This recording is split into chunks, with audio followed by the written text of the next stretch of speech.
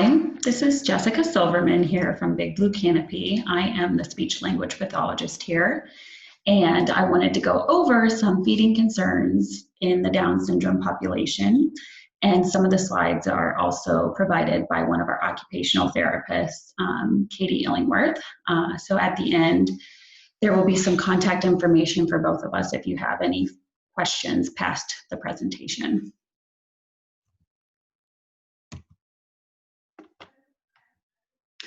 So just briefly, I wanted to go over what a typical swallowing process is. So when we take a bite of food, we chew food and move it from side to side, alternating between teeth when we're chewing it and moving food around, manipulating it with our tongue. And then after we chew, when the food is ready to be swallowed, we move it to the back of our mouth with our tongues to propel it back ready for the swallow. And then food is then safely swallowed as the airway is protected, and then food is directed to the esophagus. So that's a typical swallowing pattern when everything is going as planned. So there are some signs that may indicate that your child has feeding difficulties. One of the signs might be coughing or gagging during meals. They might have a wet vocal quality during meals or after swallowing, so it might sound like they need to clear their throat, like, ooh, that kind of sounds like you've got something stuck in there. There might be breathlessness when eating or drinking, difficulty coordinating their respiration while they're taking bites and swallowing. Fatigue during meals, so they might get tired, especially with foods that involve increased endurance with chewing, so like meats or like raw vegetables. They might have a history of pneumonia or recurrent chest infections, especially if aspiration is occurring. There might be an effortful or noisy swallow present. There might be weight loss. There could be difficulty controlling saliva and food and liquids in the mouth. Like you might see, like while they're eating, they have a difficult time keeping their lips together to contain foods or liquids, and they might spill some while they're chewing. There also might be a poor lip seal on utensils and cups, so they might have a difficult time clearing food off of a spoon or putting their lips to an open cup and not letting the liquid fall, having an adequate seal where they're not losing all of the liquid. So some structural differences within the Down syndrome population that can affect feeding would be low muscle tone. So they might tire or get fatigued while they're eating during meals. So like I said, with foods like meats or raw vegetables that require increased endurance with chewing, you might see sometimes that they get tired. They might even spit some of those foods out or take their fingers to pull it out because their muscles are just working so hard to get that chewed completely before they can swallow, and they might just be at their max before they're actually ready to swallow the food. Open mouth posture at rest. So that might impact their ability to, like I said, keep their lips together while they're chewing or while they're swallowing. So that food or liquid might dribble out because they do have that open mouth posture.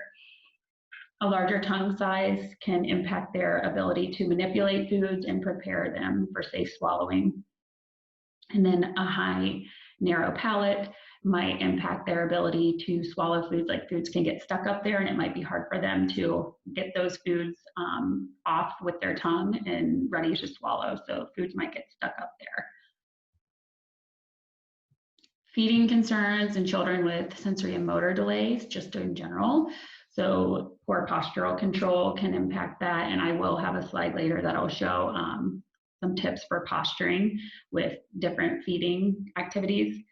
There could be decreased sensory awareness. So like the child, if they do have decreased awareness, they might not realize where food is in their mouth, or they might not realize that food is completely chewed up before they're ready to swallow, and they might swallow foods prematurely, and then coughing, gagging, or even choking may occur.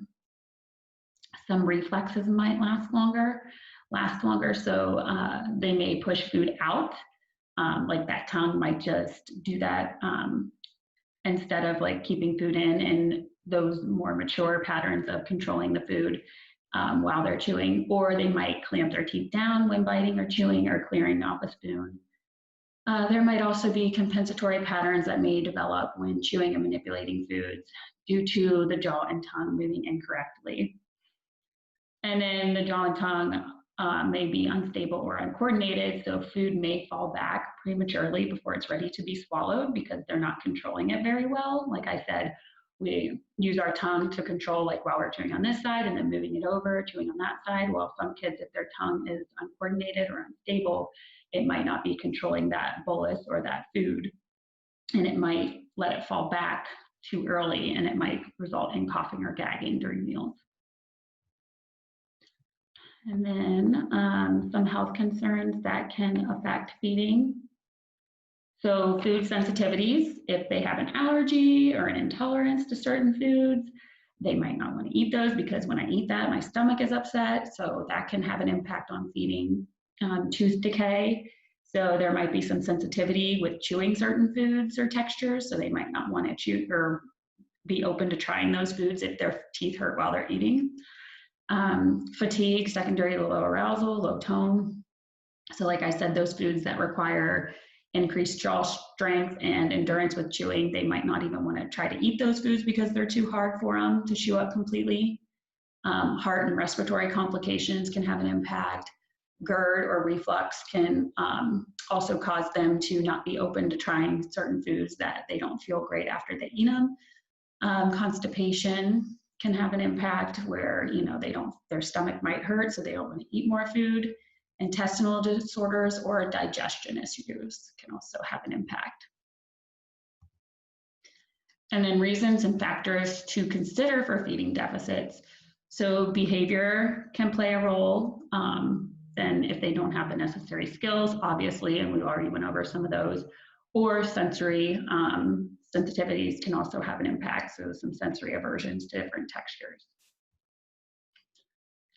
Behavior and impact on feeding. So negative experiences with food can cause a fear response, which can lead to avoidance behaviors.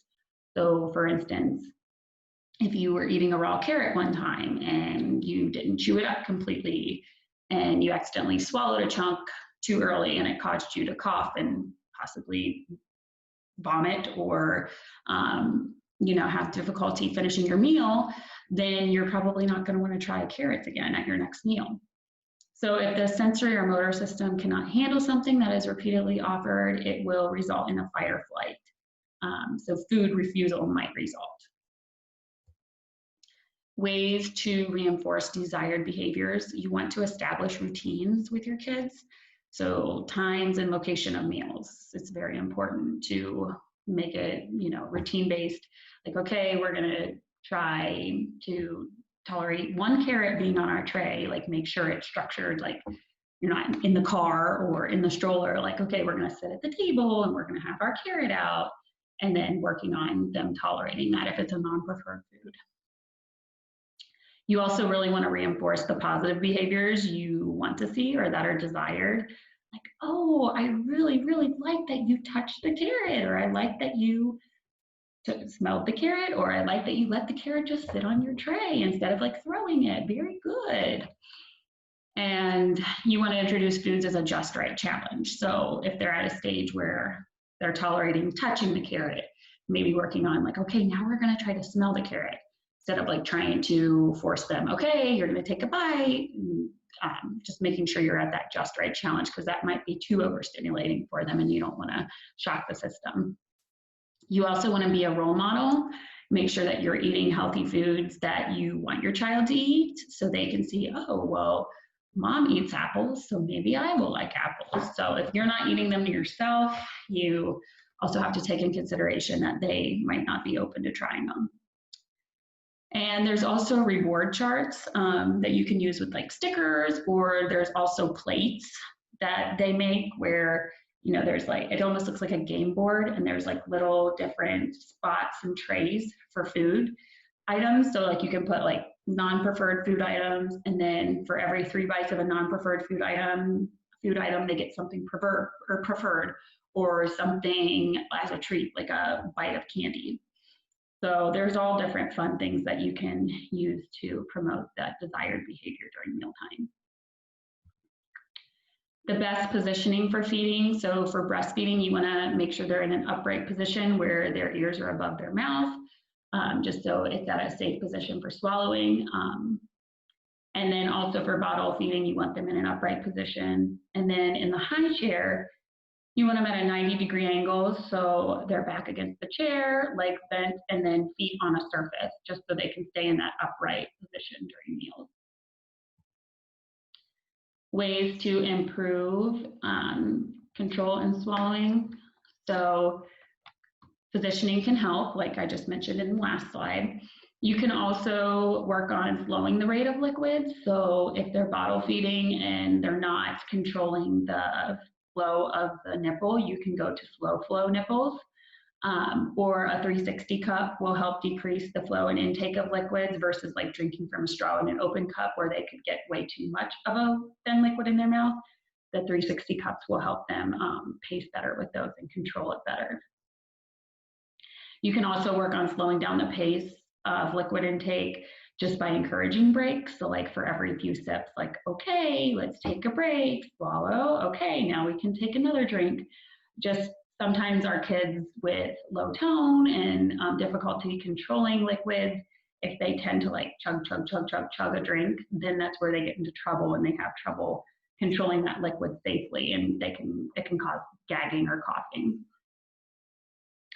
And also too with solids foods, you want to work on promoting safe intake by pacing in between bites with that as well.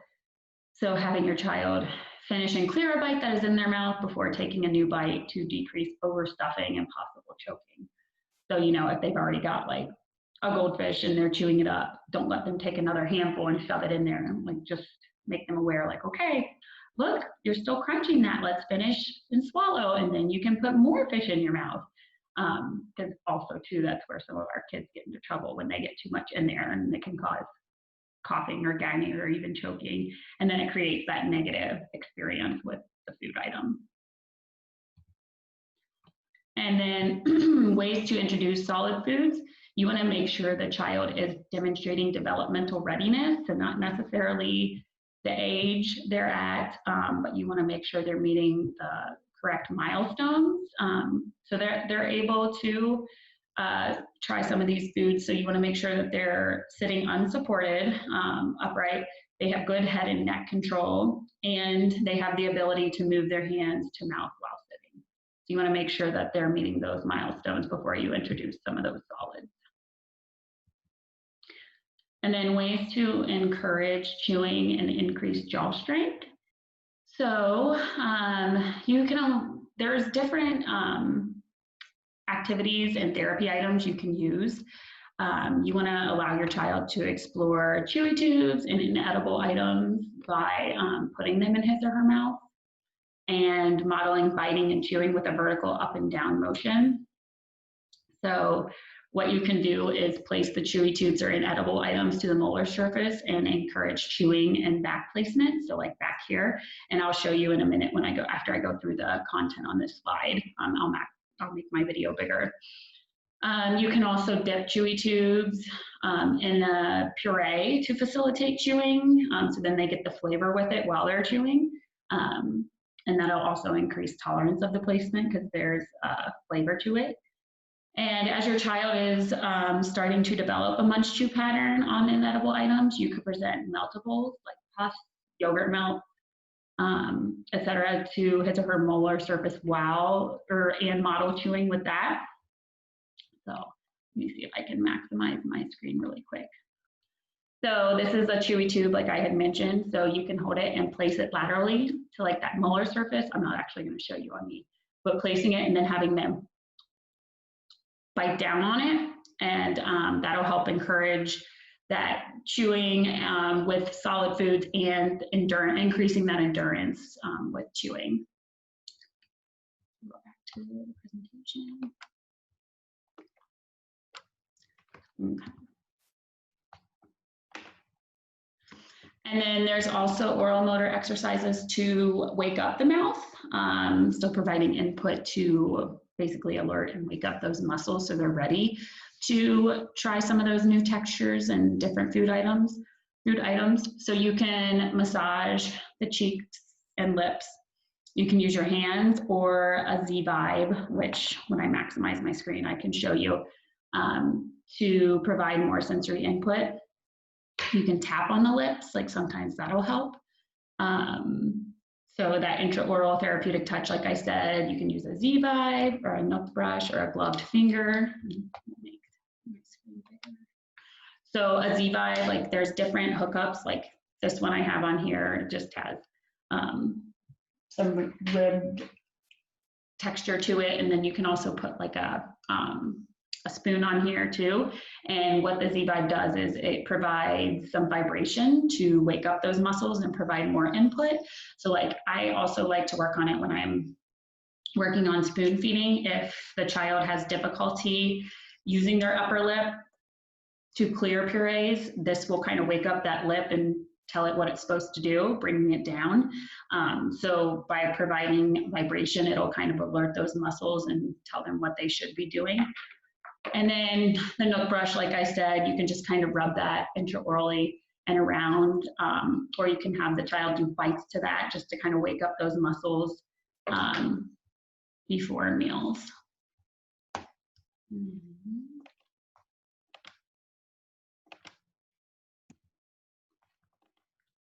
And then transitioning from a bottle. So if you are introducing straw drinking, one thing that I like to introduce, and when I maximize my screen, you'll be able to see it better, but the honey bear. So the honey bear is helpful because, here, I'll show you. Because when you have liquid in here, you can have the child put their lips around the straw, but you can facilitate the liquid to actually go into their mouth.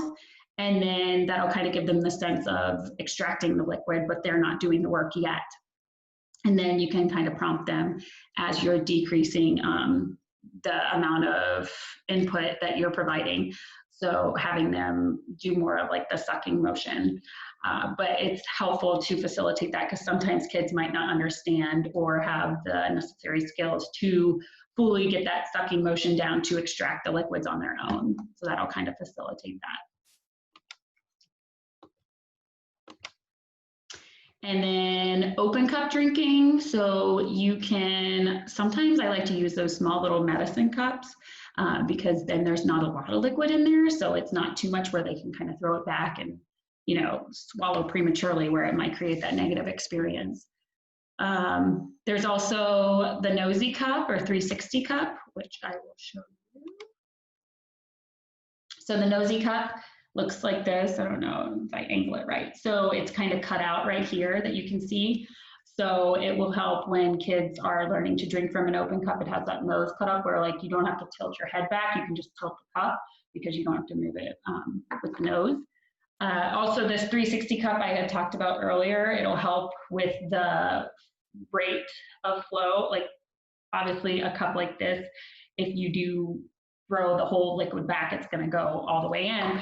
But with this, you actually kind of have to place the lips down and suck some of the liquid out. So the flow is better for this one for some of those kids that might not understand yet how to control that flow of the liquid when they're drinking from an open cup. And this is obviously less messy too. I do tell parents a lot of times when they're introducing open cup drinking, if you're worried about the mess, a great place to work on it could be the bathtub. Because if they spill it, it's not going to matter, and it's a fun activity for them as well. Because sometimes, you know, our friends that might have the sensory aversions, they don't want to get all of their clothing wet. So the bathtub could be a good place to introduce that as well.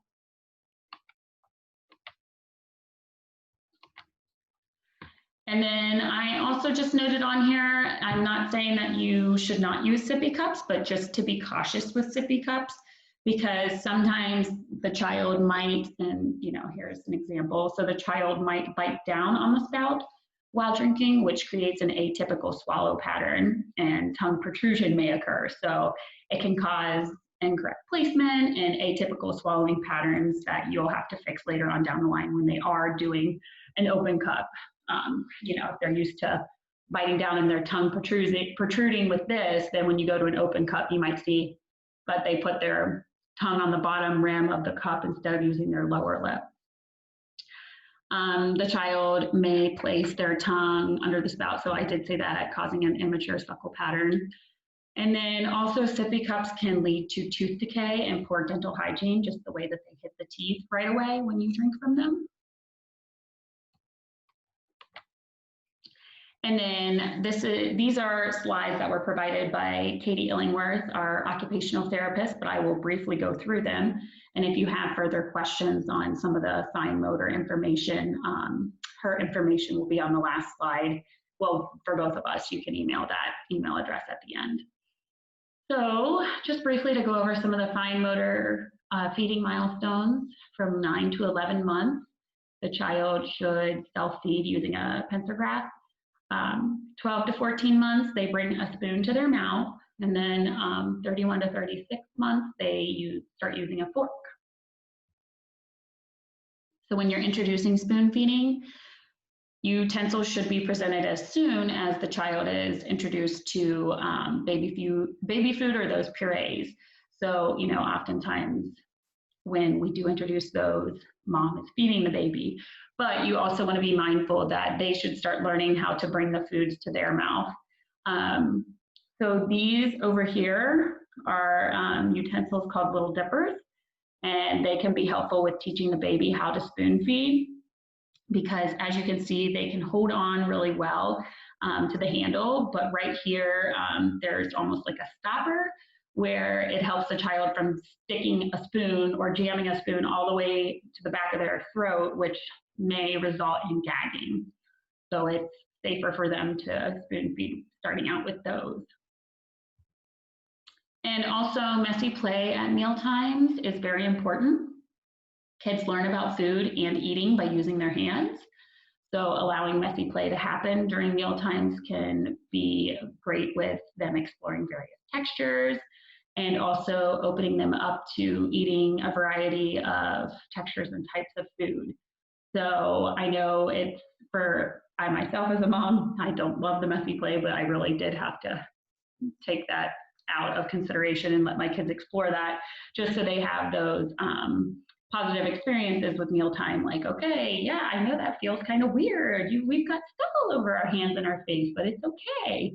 Because if you don't expose them to that, then when they do have to eat those messier foods or those new textures, they might be shocked by it. So you want to allow that to happen during meal times as well.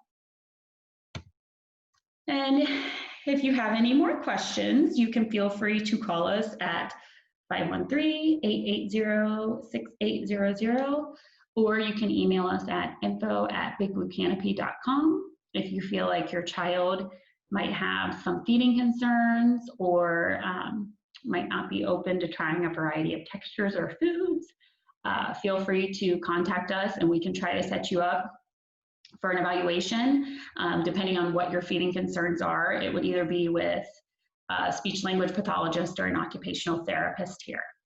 All right, thanks for listening.